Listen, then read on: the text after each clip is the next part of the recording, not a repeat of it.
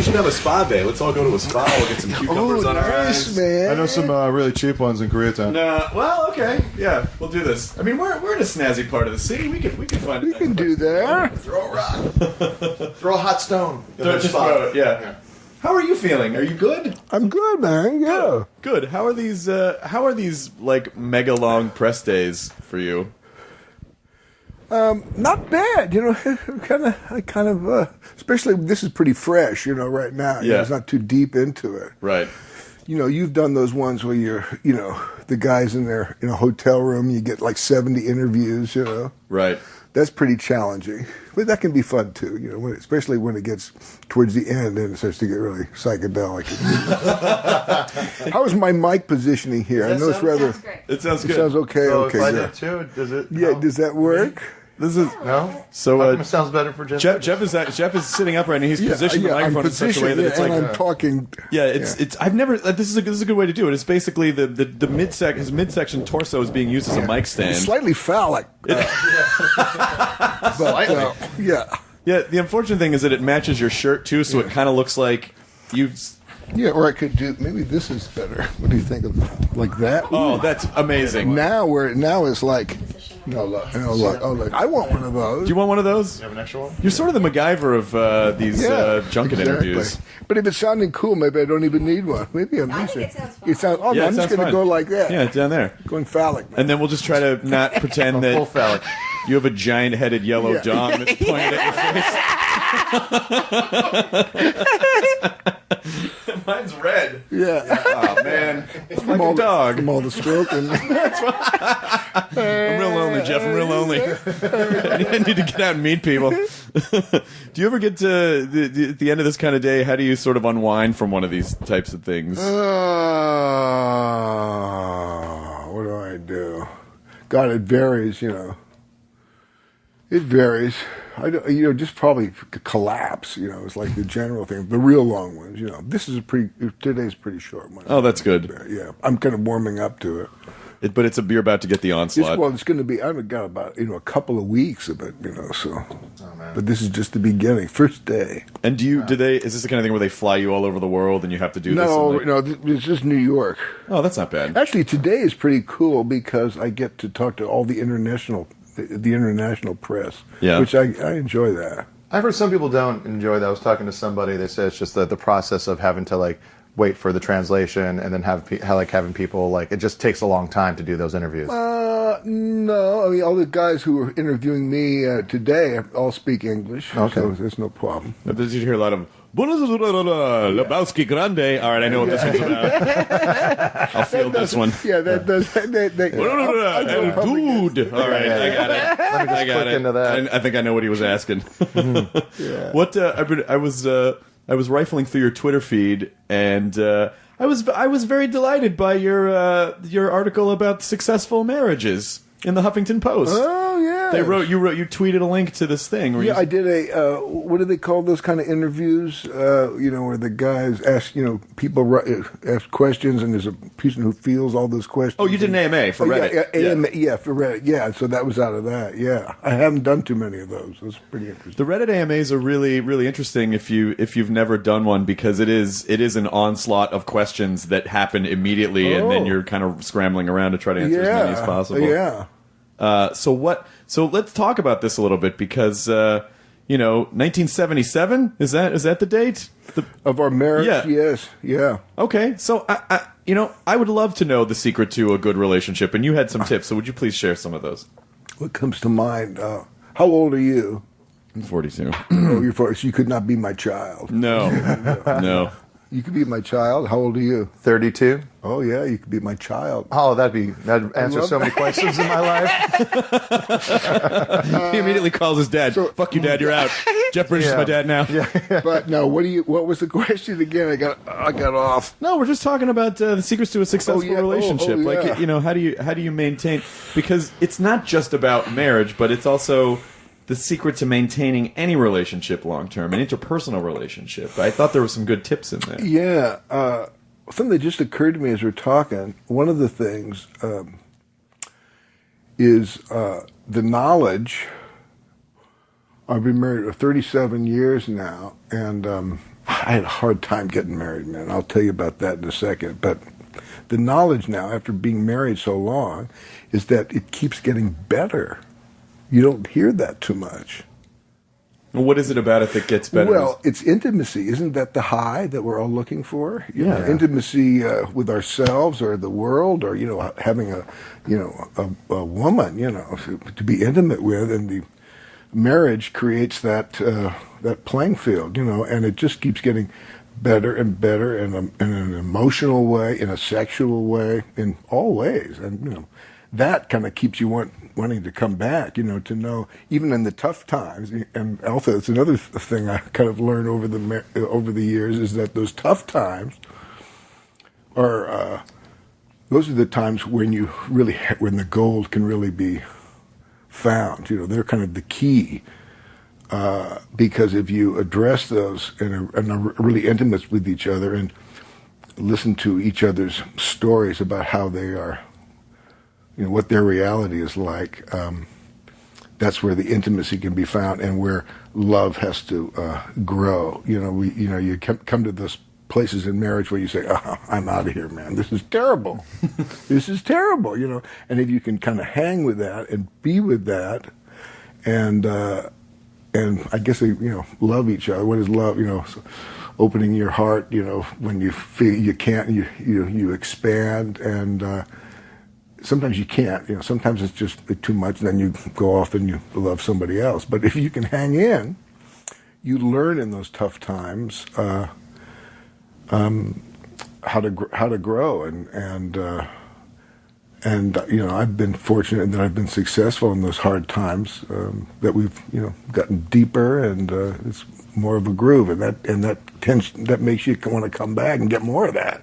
I think one of the most challenging things in relationships can be, you can go through all those kinds of things, but you ultimately, in some senses, have to be fortunate that you and the person you're with have the same goal, ultimately. Yeah, well, that's the deal. And if the goal is intimacy and getting to know each other, it seems like the basic fight that I have, and maybe you guys, if you relate to this, that I have with my wife, is you don't get it. Like you don't understand what a drag it is to see you. Where's the Bob? What is it? And then I resent that shit. You don't understand. And that's so true.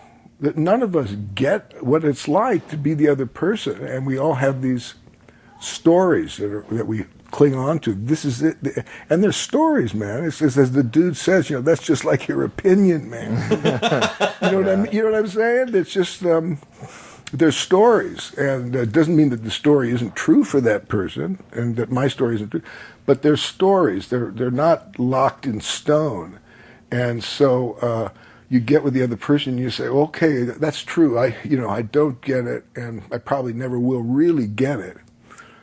But it's a story. If we can hook onto that there's this story involved, that it's not the ultimate truth, and then you get to, well, what kind of story do we want to tell in our own personal lives and with each other?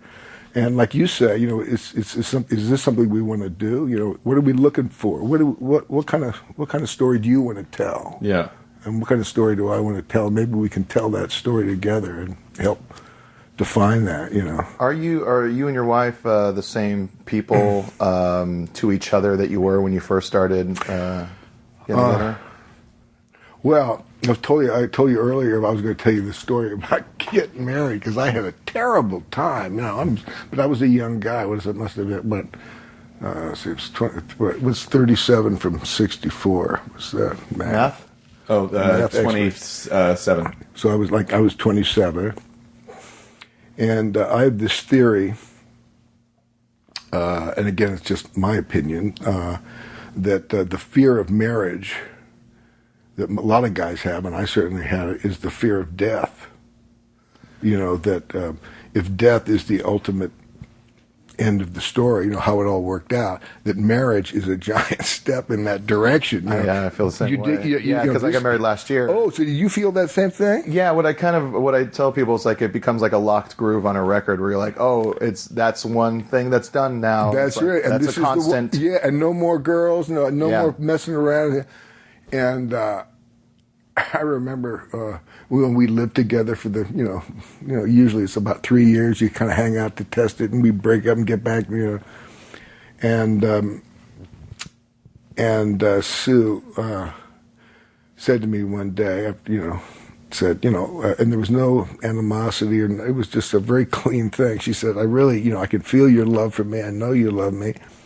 And I know that you're having this problem, this decision, kind of thing, and I respect that. But my clock is going off. I want to, I want to get married to somebody. I want to have kids and do that. And I'm going to go back up to Montana where you found me and start to do that in a couple of weeks. But I just want to let you know. Yeah. So TikTok.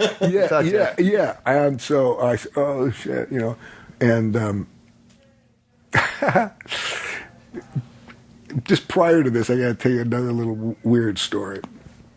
My bachelor pad in Malibu, incredible. It was an incredible place, and that's where Sue and I lived for a long time. And it was, it's really high up in the hills there, and there's a kind of a valley and another mountain on the other side. And on that mountain, there's no houses or anything because the land is just too volatile, earthquakes and stuff, or I don't know why there's no houses on there. But there is a giant head, a big rock, one big rock. It's maybe about 3 times the size of this room. And the rock is a face. It looks like, you ever see the movie Zardoz? Oh, of course, yeah. It looks like that big rock with the big mouth and the eyes, And there it is. And as the sun goes across the sky, the expressions kind of change on it. We'd often look at that face and we'd say, God, I bet the Chumash Indians must have been over there. There must be a kind of a great spot. There's probably petroglyphs and stuff in there. We got to go over there. So one day we get their dogs, and we just go as the crow flies. There was no path. We go through the brush. And it took us about an hour. It got there kind of quicker than we thought. And we're out of breath, and we're clawing into this guy's mouth, and we're looking for the petroglyphs, and there's no petroglyphs, and dogs are panting, and then we sit down and look over at our little place, and this thought comes to mind. I said, look at that little house just sitting there on a hill, allowed to be there on this big, mountain, but we're really a little speck, and all of a sudden I hear, whoa, coming up through my ass, up through my body, through my heart, and tears start to ejaculate out of my eyes. I mean, I'm just like, ah. And she says, what's happening? I go, oh, nothing. And then I hear, through this energy that's coming through me, you will now ask this woman to marry you. You will now. I go, oh. And Sue says, what's wrong? I say, nothing. And she says, tell me. And I say, oh, I have this terrible feeling. She says, what is it? I said, I have this terrible feeling that I'm supposed to ask you to marry me now, and I'm so frightened. And she says, well, you don't have to do that. I said, good, let's get the fuck out of here. and we leaped out of it. And so now, cut a couple of weeks later, she lays this thing on me. I understand how you feel, but I'm going back up to Montana, and I'm thinking about sitting in the guy's mouth, and I say, oh God, okay, I'm down. I'm on my knees. I say, will you marry me? And she says, oh well, when do you want to do it? I said, well, we got only a couple of days. I don't know how long I can hold this, this marital thing. She said, okay, and we got married in a couple of days, and I was, still had this, thoughts we were talking about. Now we're up in Maui in the beautiful 7 sacred pools at Maui, for our honeymoon. And all I could do is just smell the rotting papayas. And I'm just pouting, I say, oh, what have I done? This is fucking terrible, Sue was saying, oh, let's annul this. I said, no. And that went on for a couple of years. Literally, a couple of years. And thank God she didn't kick me to the curb. She put up with that shit. Well, first of all, Sue sounds... hats off to her for saying, like, hey, I'm so impressed by people who don't stay in relationships that they don't feel are good for them, and they can stand up and go, you know what? I want this, and if you don't want that, that's fine. I'm going to go get what I want. Like that, I have so much respect for that, because how many of us have stayed in relationships that you sort of felt like, well, this isn't really fulfilling to me, but I'm going to stay in it for whatever and not really pursue what I want. It's an incredible gift to give yourself to say, like, hey, this is what I want, man, and if you don't want this, then fine, but I'm going to go do it. But then, opposite, to put up with my shit for that long. Saying, why, and thank God she did, And I think one of the things that kind of also helped me a lot through that period is whenever I think of, was this the right woman for me? Because that's always the kind of in the back, did I make the right choice? I think about sitting in that guy's mouth, and what that was all about, And I also think about my first meeting with her. Did I ever tell you that story? I'm making a movie called Rancho Deluxe in Montana, probably in 7, maybe, I don't know. 3 years before 70, so 74, somewhere in there. And Sam Waterston was in it with me. Harry Dean Stanton. Oh wow! And Richard Bright. I don't know if you know that actor. And we're shooting this scene up in Montana at a place called Chico Hot Springs. And this is this big pool, and it's filled with natural hot spring water. And we're plotting a burglary or something, and I keep noticing this girl who works at the place, and she's a gorgeous girl, and she's got broken nose and 2 black eyes, and I cannot take my eyes off this girl. I'm doing that thing that us guys often do with magazines, how you use that as kind of a shield, and she would bust me every time, and I finally work up my courage to ask her out, and I said, hello, hi, would you like to go out with me? She said, no. I said, really? She says, no. It's a small town, maybe. Well, I'll see you around. And her prophecy proved true, and, we met in a bar and, danced and fell, it was instant. When I was looking over the magazine, I was gone, Anyway, fell in love. There's kind of a long story that I won't, get into now. But anyway, we finally get married. Now we cut about 10 years later, and I'm opening my mail, and I get a card from the makeup man on that show. And he said, I was going through my files, and I came across a shot of you talking to a local girl I thought you might like. No way. So I have a photograph, and if I had my wallet, I could show you. It's my prized possession, of the first words that I ever said to my wife. That's amazing. And asking her, and her saying no. And I have a photograph of that moment. Oh, wow. So whenever I think, this might not be the girl for me, I think about, well, what do you mean? I got sitting in the guy's mouth, I said that photograph. I think this is the one. That's funny. When I kind of, with my wife, now wife, I took her back home to Hawaii. That's where I was born and raised, in Hawaii. And we went on this hike up to these old, World War II bunkers. And it was above my town. And I remember sitting with her. And it's, I'm taking this girl that I really like back to and showing her around my former life. And I was like, it was kind of the same thing where I'm like, I was seeing where my house was. And I was like, oh, it's so tiny. So many weird little moments and heartbreaks that seem so important that are now kind of washed away with the grander scheme of life, and you're up above and you see the ocean and the mountains, and I was kind of like, I think I want to just be with this girl for the rest. It was a very... It's a weird weird feelings. It was a really weird feeling. I'm just working on me right now. You married? Are you? No, you're not married. I'm totally available. Yeah, single. And have you avoided the thing? Have you gotten close, or are you divorced? Or No, what's the deal? I've gotten close. I've been in 2 relationships in the last 10 years. One of them was for 7 years, and the other was for 3. So I'm not afraid of But commitment. 42, man. That's how old you are, right? 42? Yeah, that's right, held Jeff. out. You held out. No, I'm saying that. My good, theory. yes. No, my theory is you hold out as long as you possibly can, man. I do hold on as long as I possibly can. I'm always optimistic, like, oh, I can make this work, or I can do this, or I can do this, and then sometimes relationships it just doesn't work out. And yeah, you hold out, man. but I Because don't. Yeah, go ahead. Because why? because you're dying, and you want the real cool thing, and you only got so much time. You want the thing, so you hold out, and if you're lucky, you'll crumble. Who are some of the great bachelors? Like Warren Beatty. How long did it take him to finally? A long time. A long time. Clooney's never been married, right? Well, he did just get married. He's gone. So I think that's been kind of my MO with a lot of things. Making movies is that same kind of thing. I really don't want to engage. I do my best to not do anything. Not work Yeah. until the thing is too groovy to not. And I try to not.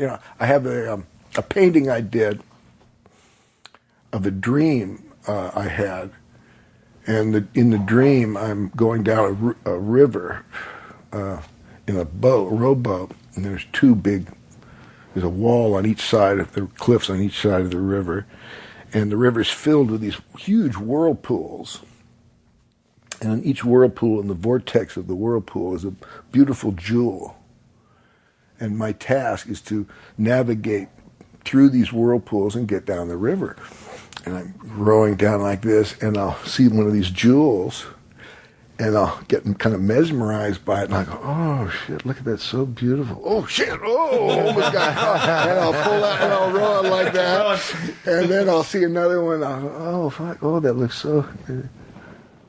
Oh, shit! Ah! And that's the painting, right?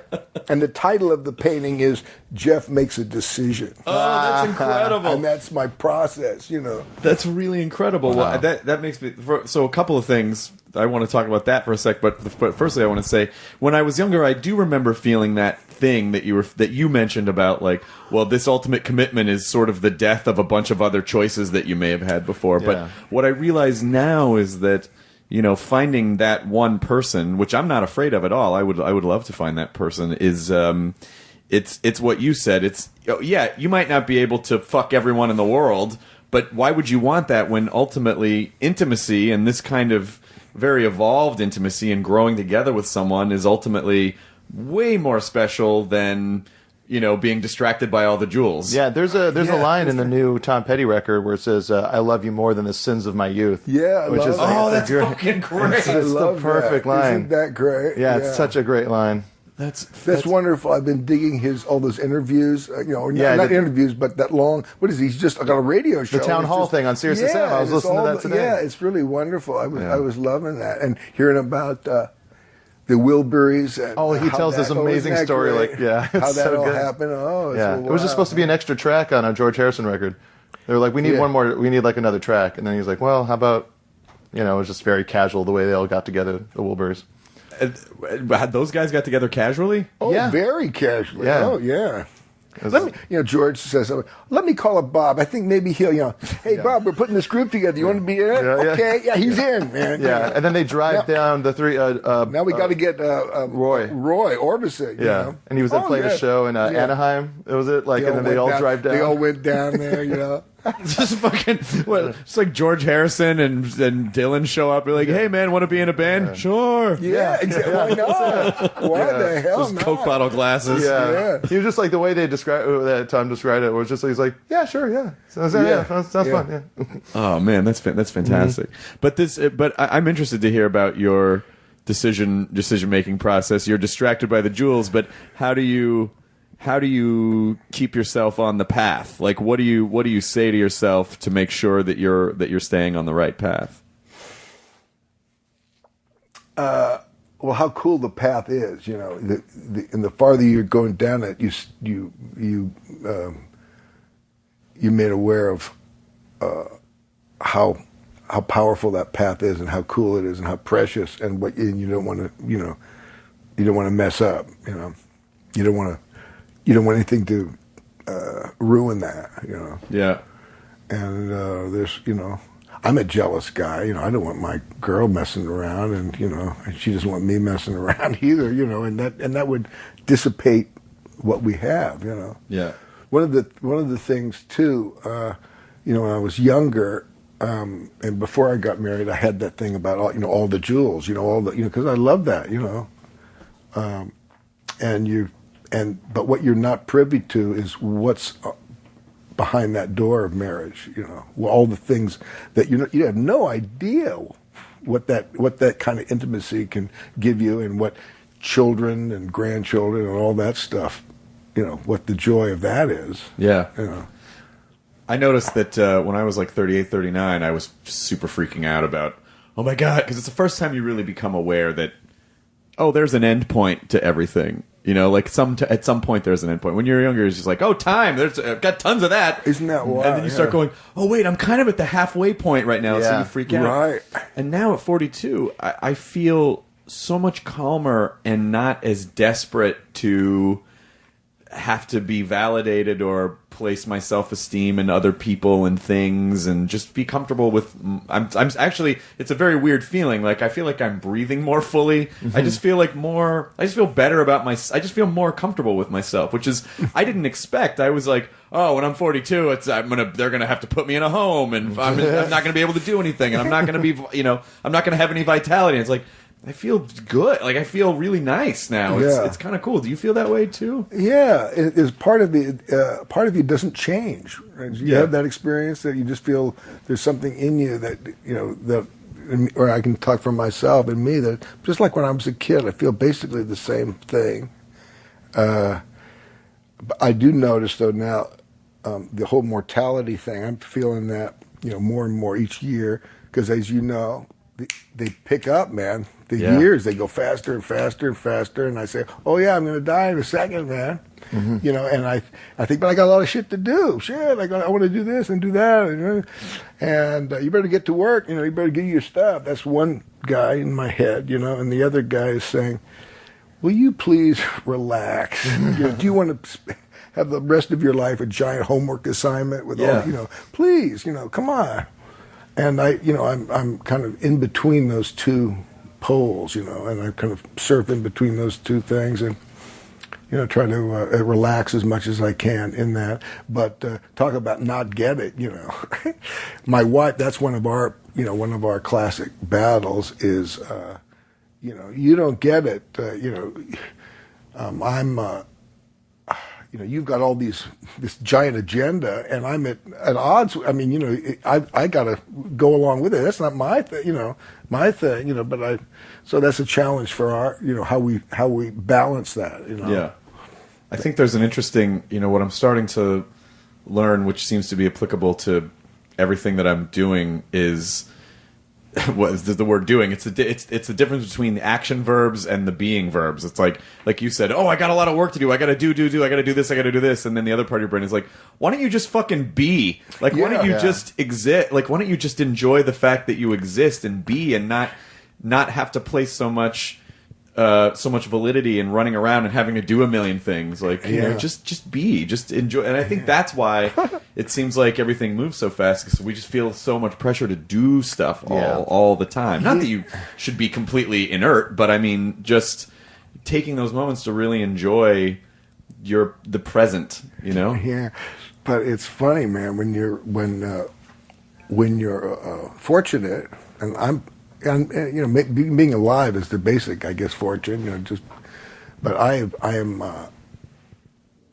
am presented with such wonderful opportunities, and I try to, like I was saying before, not engage in them. But some are just too groovy to not do. They're just, and it's like, and talk about being, and you say, yeah, I guess there's a whole kind of thing about living life, and doing what you want to, and then having life kind of live you, and just surfing what is, what comes your way. And there's such amazing stuff that comes my way that, engaging, not engaging is very challenging. I don't know quite how to do it. It's just. Well, I think there's a difference between.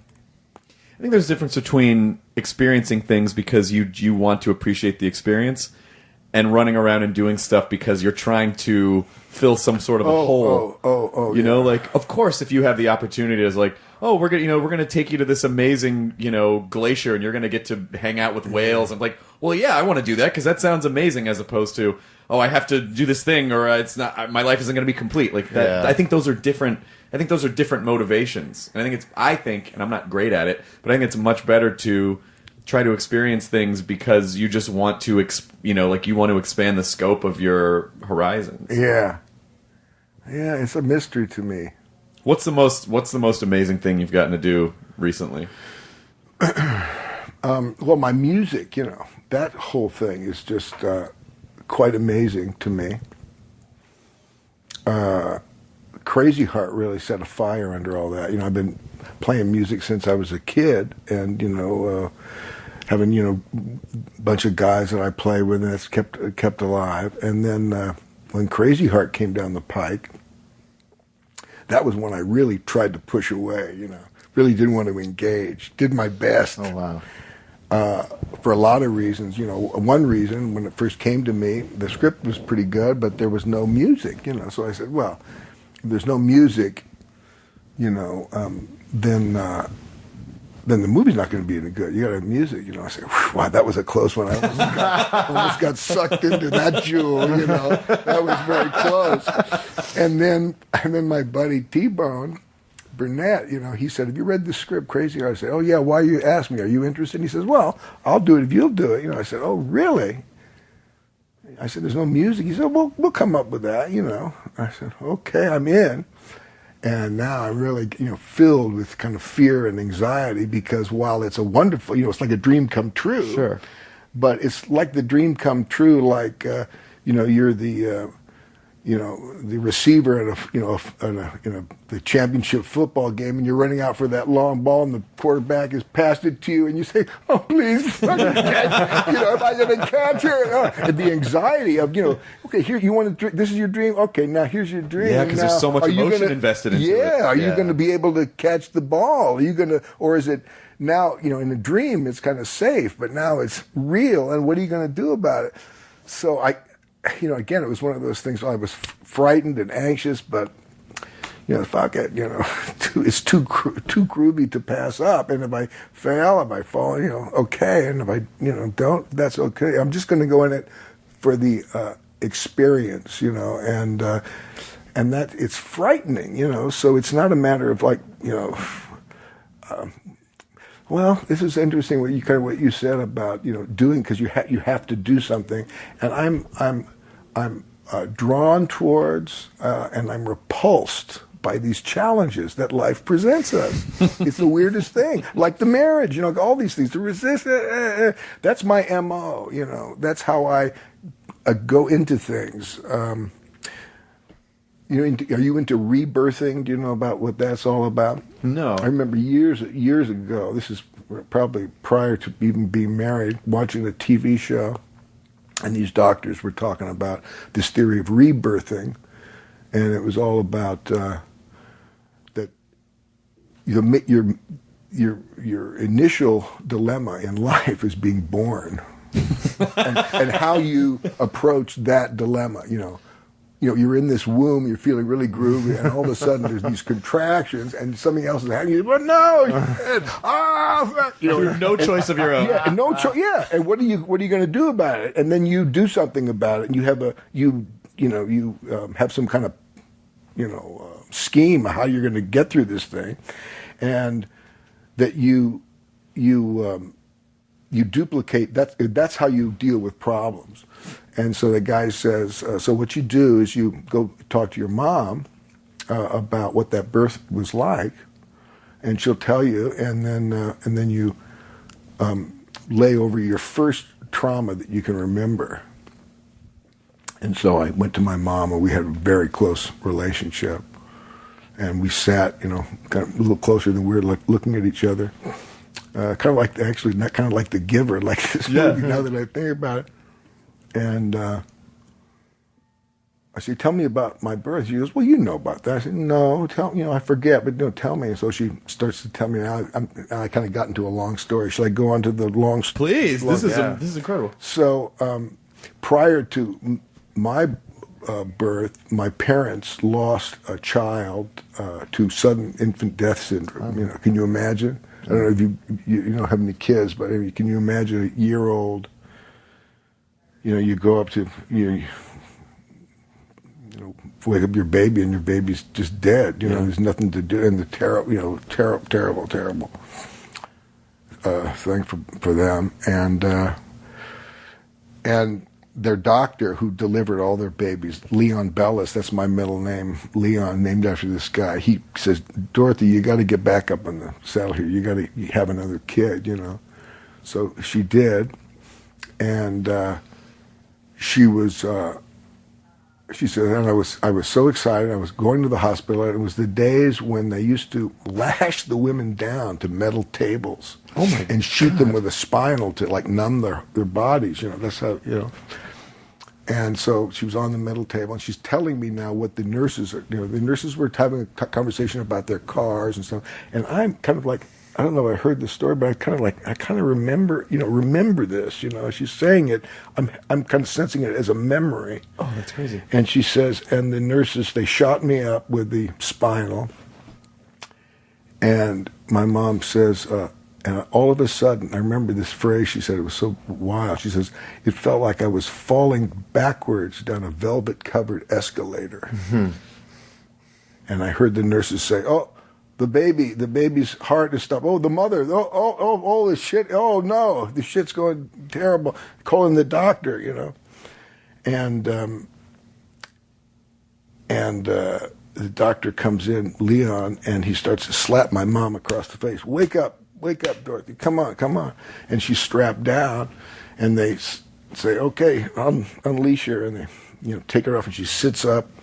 And, the baby's turning around, because I had turned around also during this whole thing. Turned her, she says, the baby's coming out, and the baby's runs out. And that was my birth experience. Now you're supposed to put that over your first trauma, that you remember. And my first trauma was, I was about, 4 or 5 years old. And I'm in my living room, and my mother comes through the front door in a mink stole and very short hair. And she used to have this beautiful long hair down to her waist. And it looked like my mother turned into a gorilla or something. I just looked like a weird guy. Ah! And I go and I run and lock myself in the bathroom. And that's me turning around in the room. Oh, wow. And then my father comes at the bathroom door. He says, Jeff, come on out of there. I'm going to count to 10. He's knocking on the door like this. And that's the doctor slapping my mother in the face like that. And then finally, I just come out. And I find, that's, my mother's not a gorilla, so. And that's kind of, when I look back in my life, that's how I deal with challenges. I say, fuck this. This is terrible. Just fuck it. Fight. I'm going to die. Yeah, I'm just going to die. I'm just going to, let's, it doesn't matter. I don't want to do it. It's just too tough. And then, fuck it. Let's go bowling. Let's just, let's just do it. Do it and see what happens. Like from here, this is an interesting challenge. Tonight, after I go do these interviews, I got to go pitch a ball in this Dodger game. Oh shit! And I'm anxious, man. I did that once. You did it once. I did it at the Dodger Stadium a couple years ago. That's what I'm doing it, man. So, get any tips? Well, here's what I did. I actually met with a pitching coach the week before, and I'm like, I want you to teach me how to throw a fucking ball because I don't want to be a bad YouTube clip for the rest of my life. Yeah. And so I dug 50 cents. Yeah. Okay. So I wonder if that was like a gag or something, or did he really? It worked. Yeah. Good. Here's what or do the Bill Murray and just fucking throw it into the stands. Yeah. Is that what he did? He just purposely threw it into the stands. That's a good. So here's what he taught me is that your left hand is sort of the guide.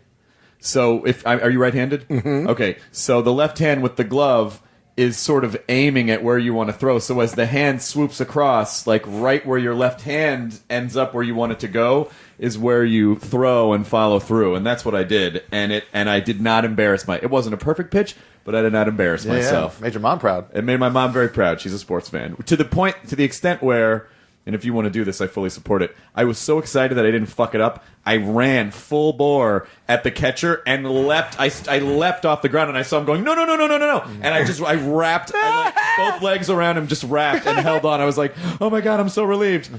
Because those crowds, but you know what? Yeah. I was not real well known when I did that. Everyone loves you. So you're good. No matter what you do, you will be fine. Well, I worked with a coach yesterday. Nice. I played Little League. I was a pitcher in Little League. And Bo, my brother, was a huge athlete. He was scouted by the Dodgers. He played at UCLA under Wooden. Wow. I mean, he was really a great athlete. But I studied with this guy yesterday. He coached me, and I pitched, and I knocked it into the dirt a few times, and then I finally, like if you were target practicing with a rifle or something, you figure out where your error is, and then what's the word? You compensate for it. So now where I'm aiming for the pitch, I'm aiming about 30 feet higher than the catcher's mitt and about 6 feet to the left. Jeez. And that's my target. So I'm aiming here. I'm pitching up there. That's the closest I can get. So we'll see if that theory works. We'll just bowl the ball down. Maybe, yeah. Oh, there you go. Yeah. That could be a cool idea, That's a man. cool idea. Well, It's a little dude thing, man. Yeah, it's a nice reference. It's a very LA movie. It's the LA Dodgers. Ooh, that's tempting. Oh, Yeah, man. but will people get it right away? Well, they just think, did he try to throw it underhand and then just fuck up?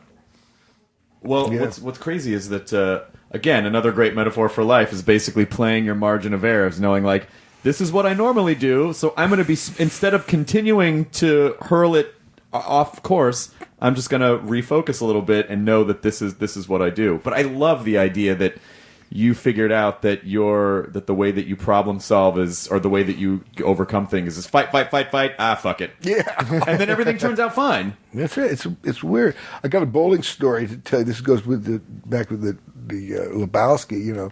The dude. You never see the dude bowl. You ever notice that? Yeah. But in the original thing, I had some bowling scenes, and so the brothers, they said we got to get a bowling coach.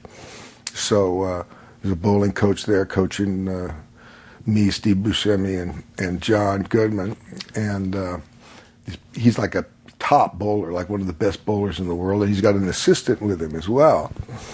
And so I'm saying to him, now the dude, how do you think the dude might prepare to bowl? You know who Jackie Gleason is? Of course. The Honeymooners. Do you of know course. So Norton. Yes. Art. What was his Art name? Carney. Yeah, Art Carney. And how he was signing a piece of paper. He would, make sure he was ready, and get prepared, And I said, it might be like that. Do you think the dude is kind of like that? And the assistant starts to laugh like this. I say, what's going on? He goes, nothing, like this. And I asked the master bowler, he goes, like this. And the guy keeps laughing. I say, tell me. And he says, no, you tell him. He points to the master bowler, and the guy says, okay, I'll tell you. He says, there's a kind of a Zen thing to bowling, like the pins are down before you even, way before you throw the ball.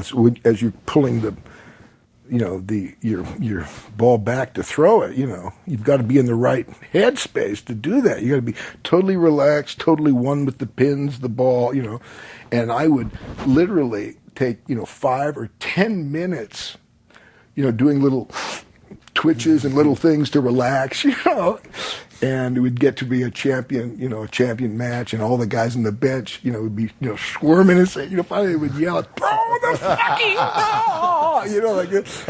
And I say, so what happened? He says, well, I had a complete nervous breakdown, and I had to go to a psychiatrist and, work on it, So I say, so what do you how do you deal with that? What do you do? He says, I get up and just throw the fucking ball. don't think about it at all. My dad was a professional bowler on the PBA, and so that's I bowl the same way.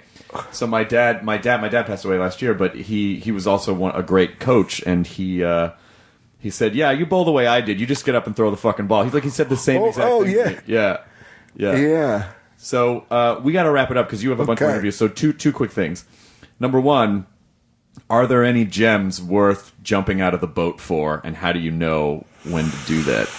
I never know. I resist. There's plenty of gems, man. They're all over the place, those damn jewels. God, I'm trying to just get down the river, man. Come on. But they're all over the place, and I resist, and then I get pulled in by the most beautiful, groovy ones. I'm open anyway, but I just push, resist, Fuck it. Yeah. Throw the fucking ball. Yeah. So, and then, of course, we should just, when does The Giver come out? Oh, The Giver. The Giver. Oh, yeah, we got to talk about that. God, this movie. Yeah, The Giver, that comes out August 15th. And it's a movie I've been trying to get made for, God, almost 20 years. Oh, wow. I originally wanted to direct my father in it. And as a matter of fact, somewhere in some garage, there is a version of this movie with my father playing the Giver. And Bud Cort, Bud Cort? Of course, yeah. Harold Amon. He narrates the whole thing. My Bo's kids, one of them shoots it, photographed it. One is playing Jonas. Wow. We did the whole book, so that's around somewhere. But I've been trying to get it made, and talking about, decisions and stuff, I came to a real interesting crossroads with that movie because I realized once it was going to be made, Harvey Weinstein's company and Walden,